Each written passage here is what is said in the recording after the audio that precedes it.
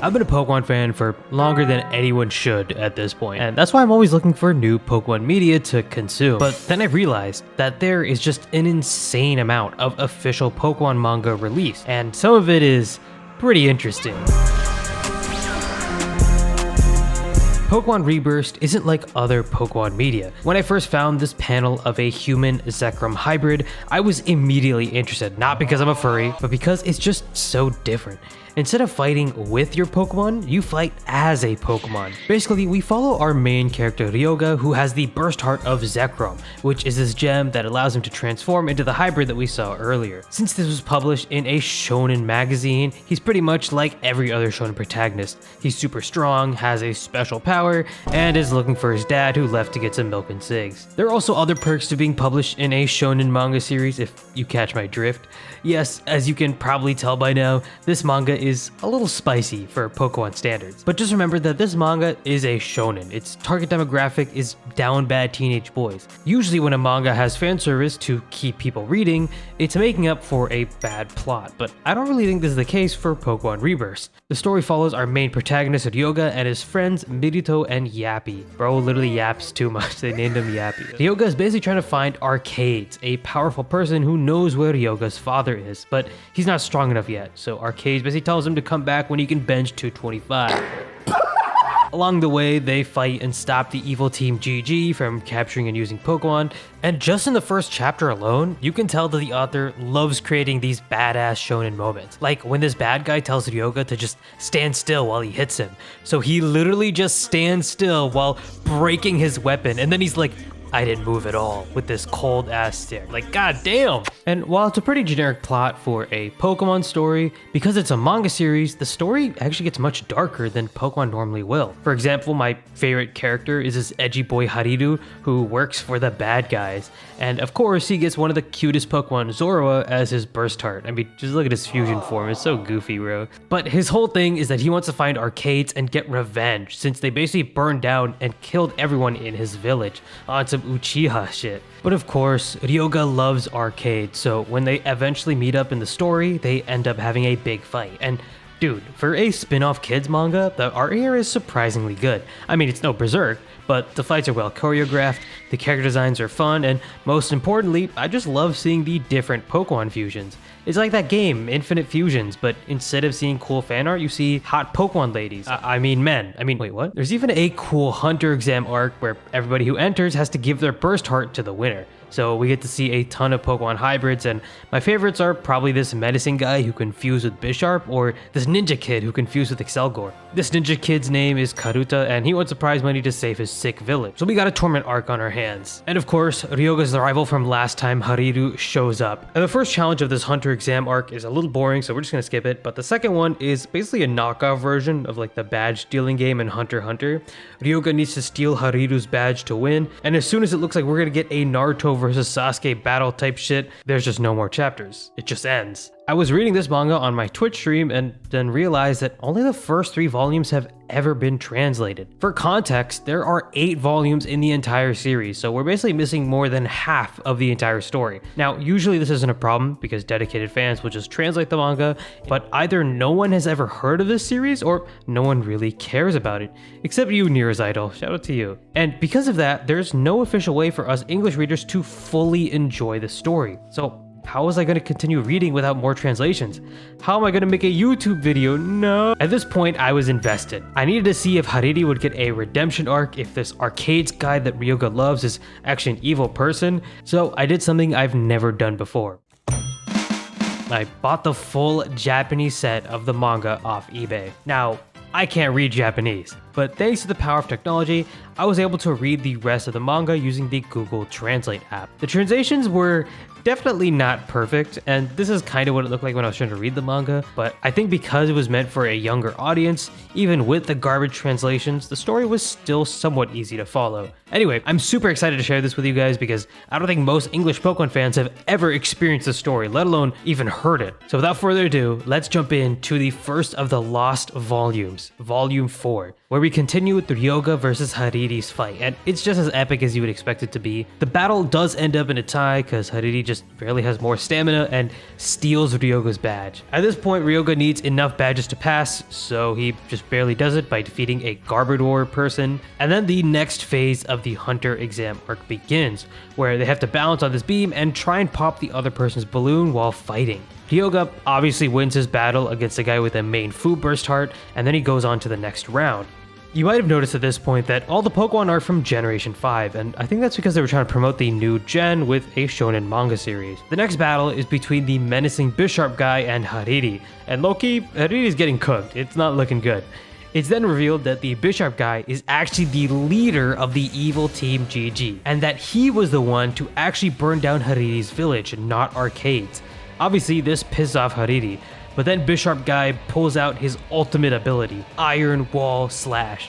If anything touches this radius around him, he just slashes it immediately. I think this is supposed to be like the move Sucker Punch from the video games, like how it gives you priority if your opponent attacks first. Anyway, Hariri is able to defeat him by using 2 Shadow Balls at the same time, so both his hands are distracted while he jumps in to defeat him. Except it doesn't work, because Bisharp has a 3rd edge on his head, so he gets slashed anyway, and now Hariri is out of the tournament, and it's up to Ryoga to defeat the leader of GG himself, Frodo.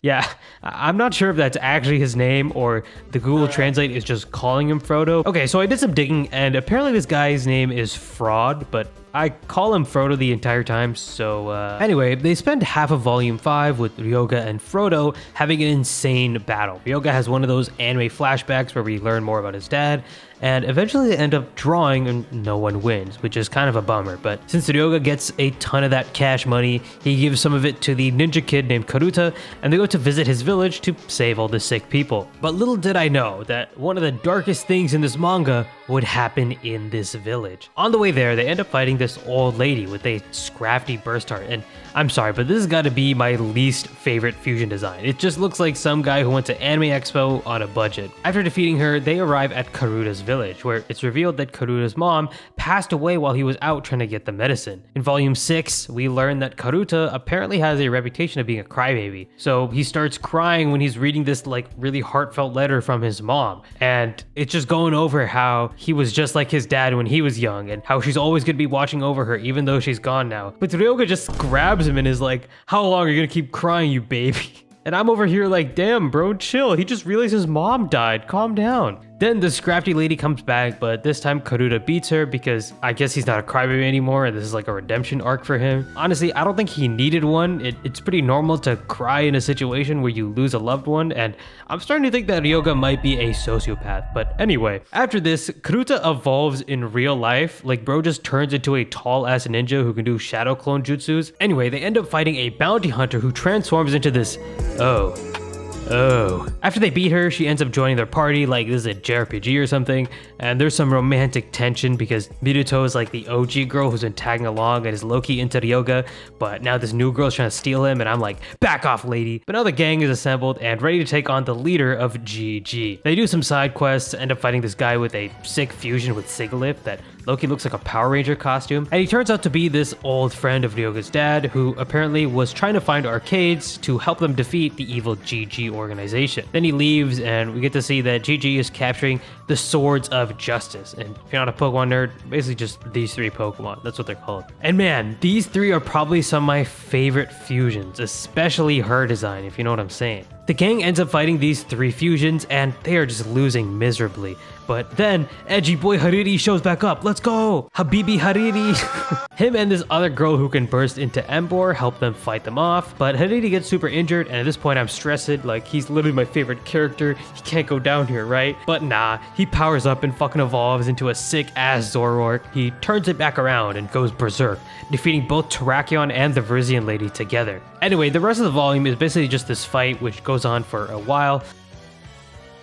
And then we see the big bad Frodo who, oh my, he definitely powered up, if you know what I'm saying. They recover from their injuries and then go to fight Frodo, but it's then revealed that he has the power to fuse with Reshiram. If you haven't played Pokemon Black and White, Zekrom and Reshiram are basically like the two box legendaries. Their origin story is that they used to be a single dragon, but split into two dragons alongside two brothers. Reshiram went to the older brother, who fought for the truth, and Zekrom went to the younger one, who fought for ideals. This kind of fits the final showdown of the series really well, and it's surprising how much lore the author was referencing when writing this manga. Anyway, as soon as the final showdown begins, the gang gets teleport with the Compass of Light, which is this thing they've been carrying around the whole story, and I honestly forgot to talk about, but yeah, it's like a plot device. They get teleported to Greed Island after putting all the burst hearts in, and this lady explains to them that this statue is Arcades, which is actually just a statue of Ryoga's dad. Turns out Arcades is a title that's passed down to people, and its power allows someone to turn into any Pokemon without a burst heart. Well, Ryoga goes through a sort of rite of passage to gain the title, and as soon as he's about to touch the statue and inherit the power of Arcades, Frodo appears and touches the statue. Now Frodo has taken the title of Arcades and can transform into any Pokemon he wants. Now the next battle these guys have are intense. Frodo turns into a Samurott fusion, which is honestly kind of questionable since our main character is an electric and dragon type, so he kind of gets destroyed as a water type. But then he turns into Golurk, and I was like, oh no.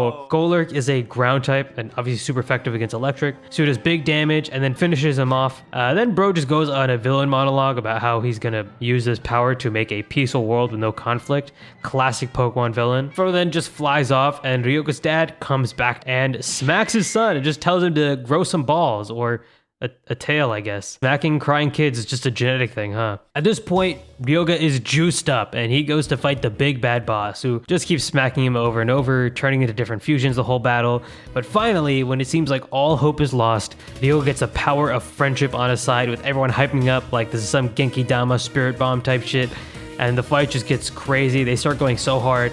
They both lose energy and just turn back into normal people, which, you know, is honestly kind of less interesting of a fight, I'm not even gonna lie. But yeah, they just keep smacking each other until Ryoga finally beats him, and the manga just kind of abruptly ends. I think the weakest part of this manga is the ending. It's just like super rushed, but all in all, I think the manga is still an interesting part of Pokemon history, and I'm glad I got to share it with y'all. Also, I'm gonna end up giving one of each of these volumes away that I have with me, so if you're interested, make sure you like the video, subscribe, and comment something funny. I'll be choosing a winner from the comments below.